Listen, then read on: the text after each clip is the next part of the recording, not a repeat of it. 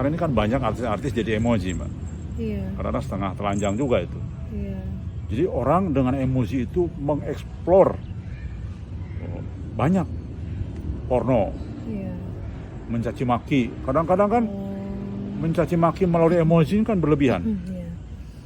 Mentertawakan orang. Contoh misal, ada emoji mentertawakan, padahal maksudnya hahaha hehe. Tapi kan gambar emoji terpingkal-pingkal gitu.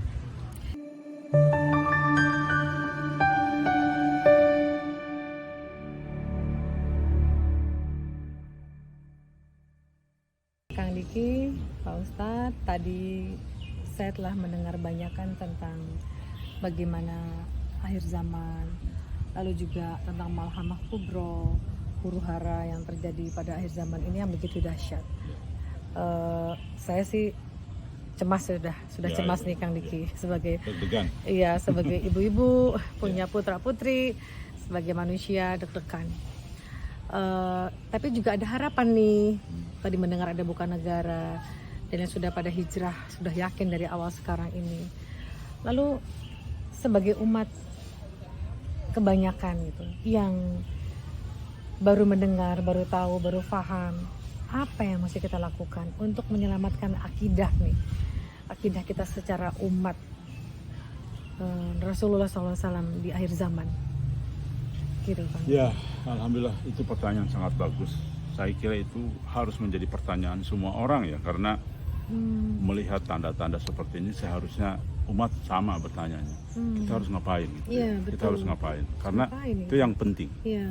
Baik, sesungguhnya banyak sekali di dalam mimpi Said Muhammad Qasim, mimpi ilahinya beliau, berbagai petunjuk sebetulnya. Baik yang tersirat maupun yang hasil dari takwil mimpinya. Iya. Jadi begini, ini agak unik memang. Said Muhammad Qasim ini kan banyak simbol mimpinya. Dan ini mirip seperti mimpi-mimpi para nabi, kan banyak simbol. Nah, ketika ditakwilkan oleh Jadi mimpi benar ya, mimpinya Said Muhammad Qasim itu banyak simbol. Rupanya itu karakteristik mimpi-mimpi para nabi-nabi Iya, Allah. betul. Oh. Karakter memang Sehingga butuh takwil. Betul. Itu Allah punya maksud tertentu. Iya. Maksudnya begini. Bagi mungkin Allah biarkan umat yang tahu. Iya. Tapi orang yang yang ingin membenci, yang ingin punya maksud jahat, dia tidak tahu mungkin. Sebagai bagian dari strategi Masya umat. Allah, Jadi biar umat tahu duluan. Iya. Nah, jadi memang karakteristiknya mimpi Said Muhammad Qasim itu banyak sekali simbol-simbol. Dan ternyata Masya Allah, setelah ditakwilkan oleh ahli takwil, ternyata itu memang benar-benar petunjuk dari Allah. Karena ahli takwil mimpi itu akan tahu, Mbak, ini mimpi dari setan, mimpi bunga tidur, Iya. atau mimpi dari Allah Subhanahu wa Oh, Ta'ala. Masya Allah. Iya, ahli Beliau kan takwil. tahu tuh ahli takwil. Tahu, sangat tahu persis. Nah, jadi seluruh mimpi Said Muhammad Qasim yang simbol-simbol itu bagian daripada solusi bagi umat. Nah, begini. Pertama, memang yang terbaik umat itu harus sudah mulai menyadari, yakin dulu Iya. bahwa akhir zaman memang tidak lama lagi. Dan itu sesuai dengan beberapa pernyataan ulama besar terdahulu. Ulama-ulama terdahulu yang mengatakan bahwa umur umat Islam tidak lebih dari 1.500 tahun. Iya. Nah, coba silahkan hitung ketika anggap wahyu pertama itu muncul di Gua Hiro, kemudian menyampaikan ke Siti Khadijah, itulah anggap umat Islam lahir. Iya. Silahkan sekarang dihitung. Jadi memang tinggal sedikit lagi. Tidak sampai 17 tahun lagi. Jadi 1400 Sebelum sekarang di tahun 1445 Hijriah. Betul kan? Iya. Lalu 13 tahun Rasulullah berhijrah 1457. Dikurangin 1543 tahun lagi. Kan mundur. Jadi hitungan hijrah itu kan, kalender hijriah kan bukan saat wahyu pertama. Iya, mundur 13 tahun. 13 kan tahun, ditambah. ya, berarti tinggal 17 tahun lagi. 17 tahun lagi. 17 tahun lagi. Baik. Oh, iya. Jadi artinya umur umat Islam itu insya Allah 17 tahun lagi itu dilengkapi, dicap stempel sah, benar-benar valid. Informasi dari ulama itu apa? Di dalam Mubasyirat yang diterima oleh Sayyid Muhammad Qasim, Rasulullah mengatakan bahwa Qasim itu adalah umat terakhir yang akan diwafatkan. Beliau adalah umat terakhir yang Diwafatkan. Umat yang beriman. Nah, artinya itu peristiwa serempak, kematian serempak. Oh, Masya Allah. Nah, kematian serempak, dan Sayyid Muhammad Qasim adalah umat yang terakhir yang diwafatkan daripada yang lain. Iya. Walaupun dia punya keimanan sebiji sawi, Iya. serempak. Yang tersisa adalah umat-umat yang durhaka kepada Allah, yang tidak beriman, kafir. Itu disisakan baru kiamat. Jadi kita bicara sampai dengan umur umat yang terakhir, yaitu 17 tahun. Nah, baik. Ini dulu saya kira umat harus yakin dulu ini. Kalau ini yakin, maka dia mudah mau berintrospeksi kepada dirinya. Sebab begini, orang yang tidak sadar, orang yang tidak dapat hidayah, dia apa-apain pun, tetap dia tidak mau. Itu nakut-nakutin saja. Itu apa sih sebenarnya? Tapi ketika kesadaran masuk, orang akan mencari sendiri dan akan mencari solusi sendiri, Pak. Jadi artinya gini, pertama tadi saya ulang, solusi pertama adalah yakin dulu tentang itu.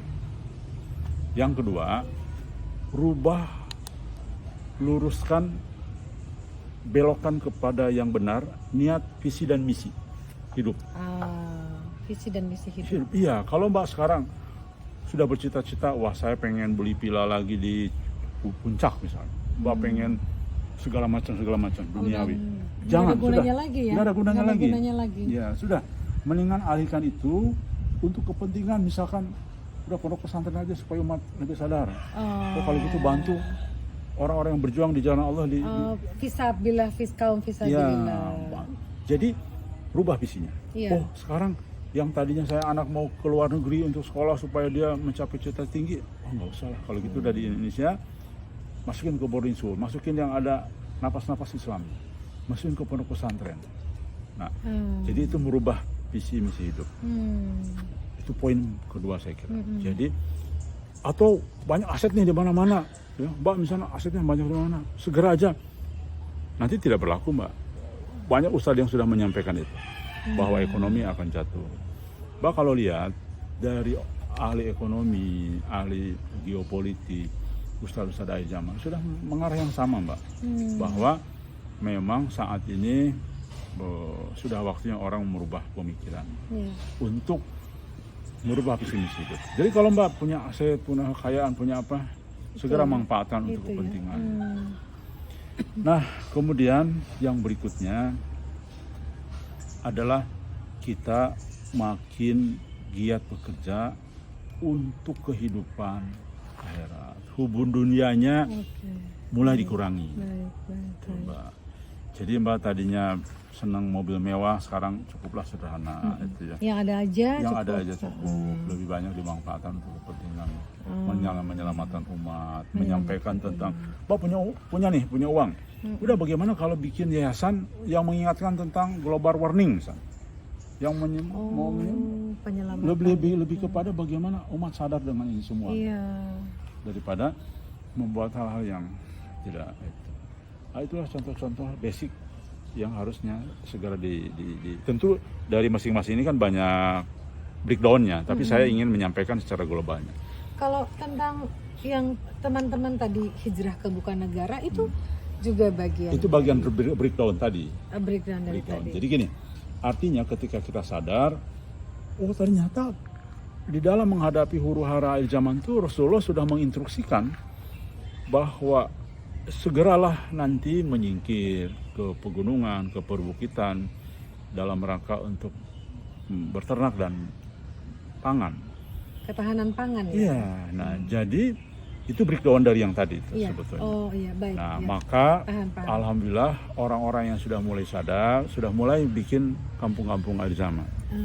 Nah, cuma memang tidak sedikit yang bermasalah karena berbagai masalah ya. Alhamdulillah Gaza bekerja sama dengan pemerintah, jadi resmi lah ya. Tidak akan ada masalah ya, karena memang itu program pemerintah untuk mengelola hak hutan.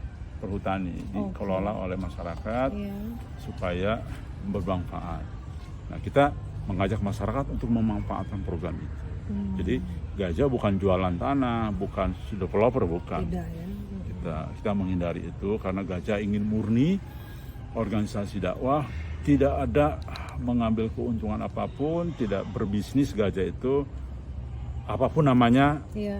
tidak jauhi dari bisnis. Dan tidak mengutip apa-apa, Kang. Tidak mengutip apapun. Kalau mau infak silahkan, sedekah Iya, ya, itu iya. aja. Tidak mengutip apa-apa. Baik. Gajah sepakat kami tidak ada iuran, tidak ada apa. Cuman kalau mau bangun masjid, ayo rame-rame undang silahkan. Ini ada yang siap mau hijrah nanti saya bantu, siap-siap silahkan. Iya. Jadi Oh, bisa juga ya yang mau hijrah duluan kita bantu, apa ya, kita bisa bantu. betul. Karena itu hijrah udah bagian dari penyelamatan. Perintah Rasulullah. Perintah Rasulullah Iya, SAW. hijrah. Begitu. Hijrah. Oh, Rasulullah merintahkan hijrah. Iya, ke pegunungan, Ke ke bukit-bukit pegunungan. untuk berternak dan bertani. Boleh nggak tanya lagi Kang Diki, kapan ya waktu kita mulai hijrah sebetulnya? Baik. Nanti itu ada tema sendiri tentang kalender Allah, sisa kalender Allah ya. Oh, Masya Allah. Nah, Allah sudah Allah punya kalender. Oh iya, kalender Aduh. sekian tahun lagi, sekian tahun itu udah punya Oh, Allah. saya cemas ya Kang Diki. Nah, harus cemas, Bu. Harus cemas ya? Harus. Oh. Orang yang tidak cemas ketika tidak bergetar hatinya, justru itu jauh dari Allah. Orang yang selalu bergetar, selalu takut, itu dapat hidayah dekat dengan Allah. Oh gitu. Iya, Oh, alhamdulillah kalau begitu saya Masya Allah. Itu berarti dekat Syukuran dari lillah. Allah. Karena orang yang dijauhi dari rahmat kan dia cuek aja. Orang meninggal nggak ada rasa takutnya. Oh bencana, oh ini kan bencana. Terus semua nggak ada lah getaran hatinya. Oh, saya tenang nih. Alhamdulillah. Alhamdulillah, Emang itu tenang. berarti dekat dengan Allah, diingatkan Allah. Insya Allah, insya Allah. Ya. Untuk Ustadz Huda, bukan negara sudah siap apa aja para hijrahers kita nih yang sudah duluan, Masya Allah, saya salut. Meninggalkan dan menanggalkan semua yang sudah dimiliki dan bergabung bersama Gaza, lalu menjalankan perintah Rasulullah Sallallahu Alaihi Wasallam yang juga disampaikan melalui mimpinya Sayyid Muhammad Qasim ya Kang, yang beliau perintahkan. Ya, sebenarnya tadi sudah disampaikan oleh Kang Diki semuanya terkait bagaimana kita menanggapi semua ini. Bagaimana kita menanggapi tentang mimpi Habib Qasim yang sangat penting. Yang mana selain kabar gembira yang Allah sampaikan dalam mimpi Habib Qasim tersebut, Allah Subhanahu wa taala juga memberikan peringatan. Dan Basyira wa Nadhira sebagai pemberi peringatan dan pembawa berita gembira, Habib Qasim telah amanah menyampaikan mimpi beliau supaya umatnya Nabi Muhammad SAW sebagai umat yang terakhir di akhir zaman ini memiliki sikap dan tanggapan dengan langkah nyata di lapangan sebagaimana yang telah Kang Diki sampaikan tadi. Kemudian kembali kita ulang-ulang tentang inti mimpi Habib Qasim, mimpi yang Allah Subhanahu wa taala sampaikan berulang kali, yaitu inti dakwah para nabi, yaitu tauhid murni. Prioritas pertama dan dakwah utamanya para nabi alaihi wassalatu wassalam sejak zamannya Nabi Adam alaihissalam sampai Nabi Muhammad sallallahu alaihi wasallam adalah agar manusia mentauhidkan Allah, beribadah kepada Allah dan menjauhi segala bentuk kesyirikan, bahkan yang sekecil-kecilnya, yang selembut-lembutnya, yang bahkan itu kadang tidak disadari. Dan kita bersyukur sekali kepada Allah karena Allah Subhanahu wa taala telah menjelaskan secara detail, secara rinci dalam mimpi Habib Qasim bagaimana cara menghindari bentuk-bentuk kesyirikan di zaman modern ya. Termasuk syirik modern. Di zaman modern. Coba Ya, di syirik modern itu perkembangan dari syirik-syirik yang memang tidak pernah terjadi di zaman Rasulullah SAW. Masya Allah. Rasulullah kan tidak ada handphone. Subhanallah. Nah, berkembanglah syirik. Itu bagaimana? Nah, nanti Ustaz Huda nanti biar menyampaikan. millennials Betul. Ya, jadi kita sering kali melihat kesyirikan tersebut di masa ini. Bahkan sebagaimana yang kita ketahui, mungkin kita belum sadar bahwa itu termasuk bentuk kesyirikan. Di antaranya apa? Yaitu reklame di pinggir jalan itu, papan reklame yang di situ menampilkan foto. Nah, ini lebih parah daripada kalau kita melukis kemudian kita lihat gambar tersebut, kita perhatikan, loh ini persis sekali kepada nyatanya. Jadi misalnya ada artis kemudian difoto kemudian dijadikan icon ya. icon di produk tersebut kemudian dipajang, padahal itu tidak diperkenankan oleh Allah, karena itu termasuk bentuk kesyirikan. Karena apa? Karena dengan adanya hal tersebut, hatinya manusia ini akan bergantung, akan berpaling dari harusnya kepada Allah semata kepada selain Allah. Dalam hal ini termasuk mengagumi, itu tidak boleh. Termasuk mengagumi dan kekaguman yang berlebihan. Adapun kekaguman kita kepada Nabi Muhammad SAW misalnya, maka ini adalah kekaguman yang dilandasi kecintaan kepada Allah, dan kita tidak berbuat gulu, tidak berbuat berlebihan kepada gulu, yakni berlebihan di dalam kita beragama. Ya. Seperti itu. Kemudian ada yang sangat sering masih ada di kehidupan kaum muslimin saat ini, dan ini barangkali memang harus mulai secara terang-terangan kita menyampaikan bahwa dalam mimpi Habib Qasim, di dalam rumah itu ada apa saja. Misalnya foto keluarga kita yang mungkin ini perlu dicermati. Apa mimpi Habib Qasim untuk menghindari hal tersebut? Demikian. Tadi yang untuk syirik modern HP itu bagaimana? Syirik modern itu syirik-syirik yang memang karena memang di zaman Rasulullah SAW kan tidak ada. Contohnya HP lah, contohnya TV dan sebagainya.